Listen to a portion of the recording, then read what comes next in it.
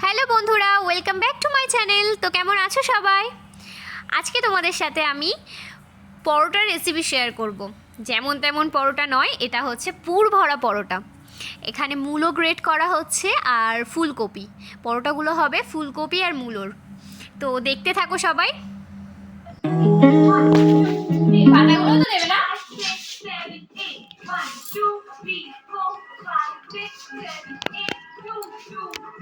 এটা হচ্ছে মূলো। এটা সব কিছু মানে পেঁয়াজ টিয়াজ দিয়েতে, লঙ্কাও দেয়, লঙ্কাগুলো ভীষণ ঝাল বলে আজকে বেশি দেয়নি।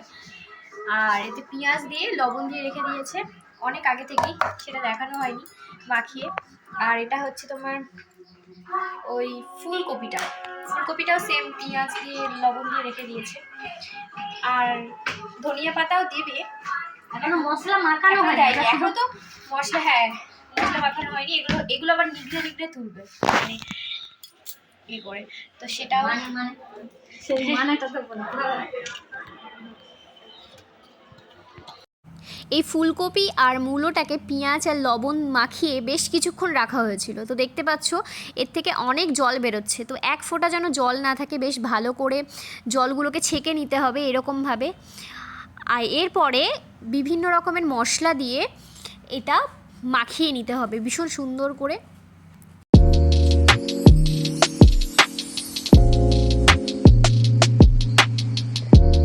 এর মধ্যে দেওয়া হয়েছে ধনিয়া পাতা, লঙ্কার গুঁড়ো, জিরে গুঁড়ো, হলুদ গুঁড়ো, ধনিয়া গুঁড়ো, সামান্য পরিমাণ লবণ এবং এর সাথে দেওয়া হচ্ছে মিট মশলা। মিট মশলাটা দিলেও এর স্বাদ দ্বিগুণ হয়ে যায়। তো এটা ভালো করে মিশিয়ে নিতে হবে মশলার সাথে।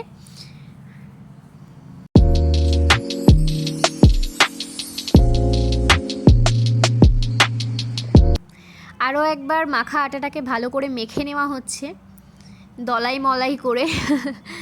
তো দেখো এবার পরোটার জন্য গেছি কাটা হচ্ছে। এইগুলোর মধ্যেই পুর ভরা হবে সুন্দর করে। এই যে যেমনভাবে পিঠের পুর ভরা হয়, তো তেমনভাবেই ভরা হচ্ছে।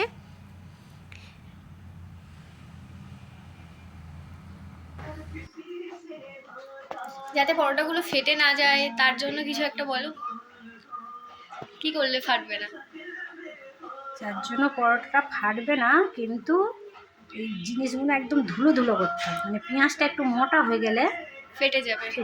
কোনো জিনিস ওই একটা তোমার কবি একটু মোটা আছে, তাই জন্য ঠিক আছে। তার জন্য আমি তেল দিয়ে বেলি, কিন্তু আজকে আটা দেবো। আটা দিয়ে বেললে ফাটবে না।